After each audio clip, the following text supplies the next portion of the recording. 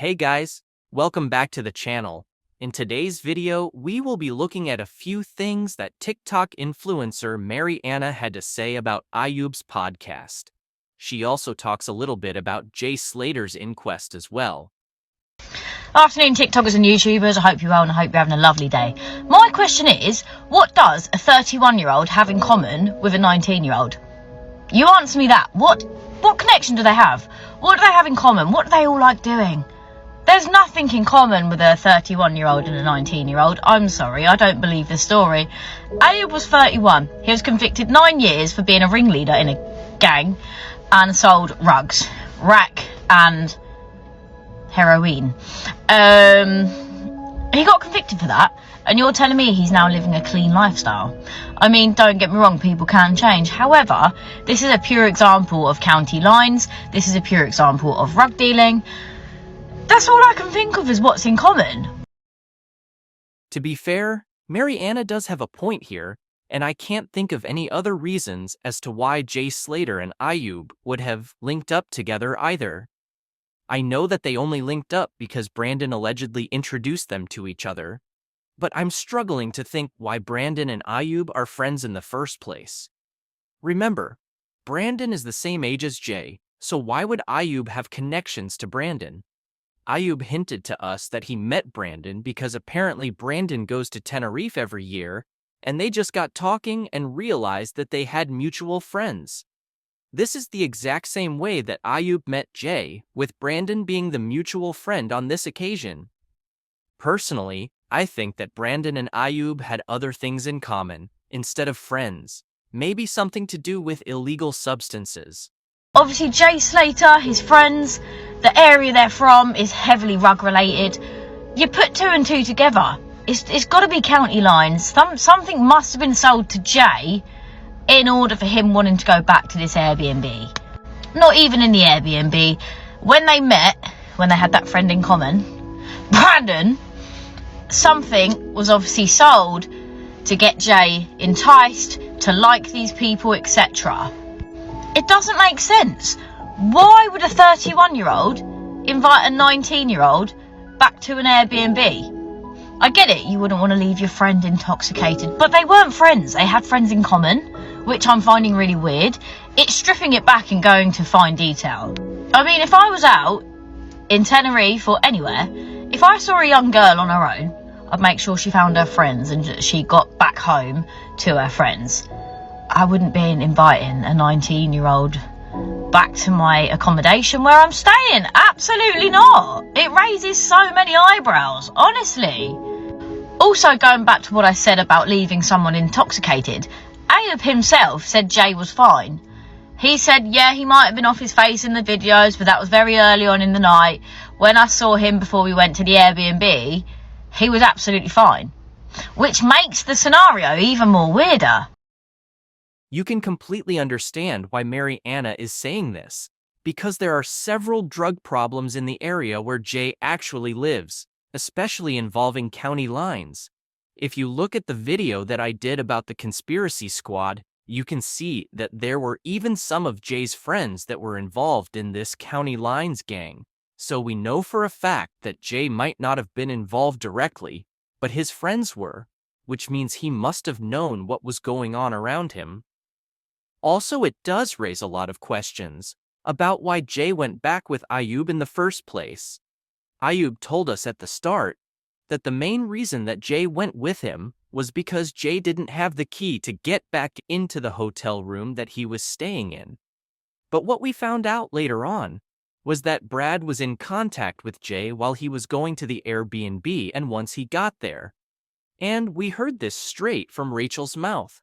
So, if anything, Jay could have just gone back to his hotel and Brad could have let him in. But no, he still chose to go with Ayub.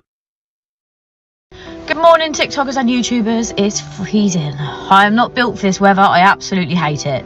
Right, two things to raise here. Jay Slater's phone. When it was recovered, we were advised that there was no images, videos or anything on his phone. In fact, it was wiped.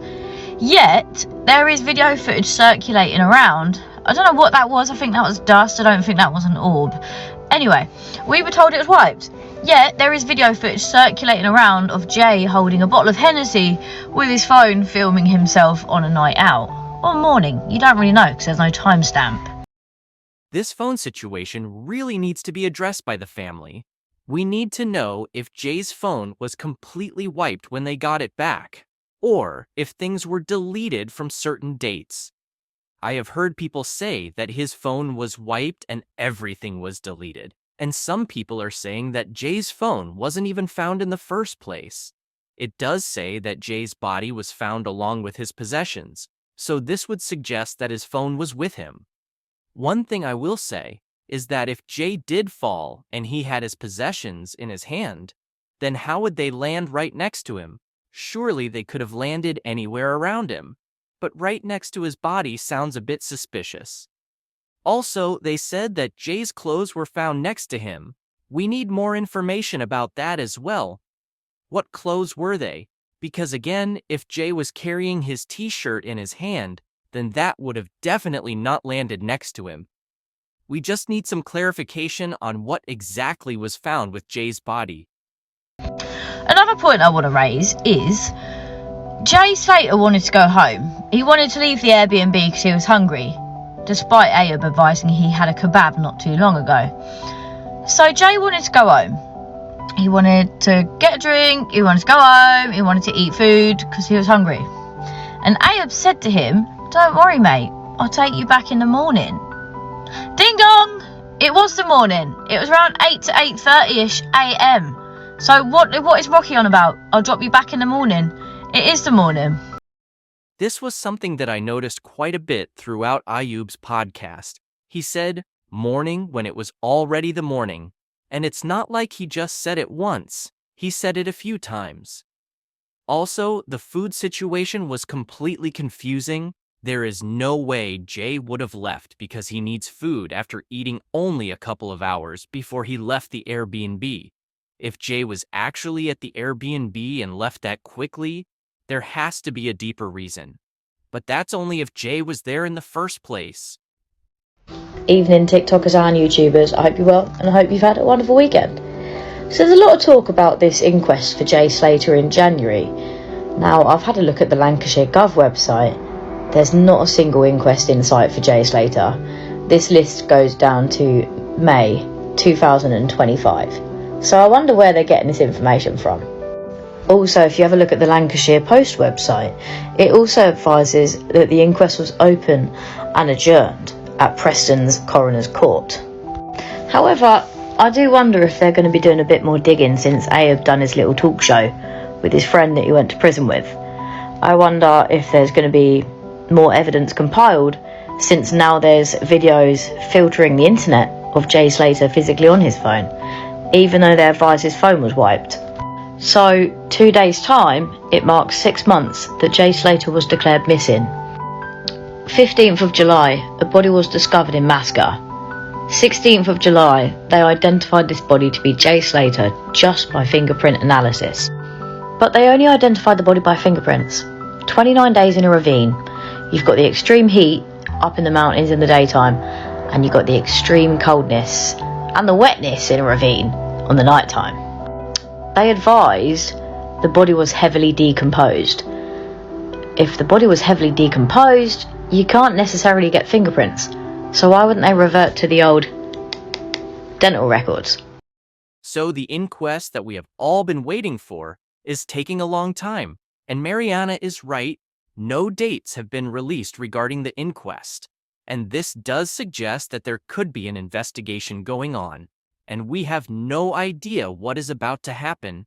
It's something that we are all hoping for. And as soon as we hear that something is being done and they are investigating further into this case, we will all be relieved. There is so many of us in this community that believe what we have been told is not the truth. The way they confirmed that the body was Jay's is still a mystery to us. Using fingerprints to prove this after such a long time is hard to believe.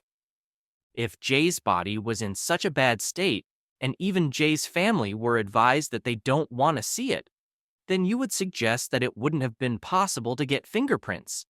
But I'm not an expert, and also, I didn't see the body, so I can't confirm that. I just believe that something sinister happened, and we aren't going to let it slide. The last thing we want to happen is that people start to think that they can get away with anything, because this will just lead to more cases like Jay's, and people shouldn't have to go through this. Thank you for watching. Please like and subscribe, and we will update you as we find out more.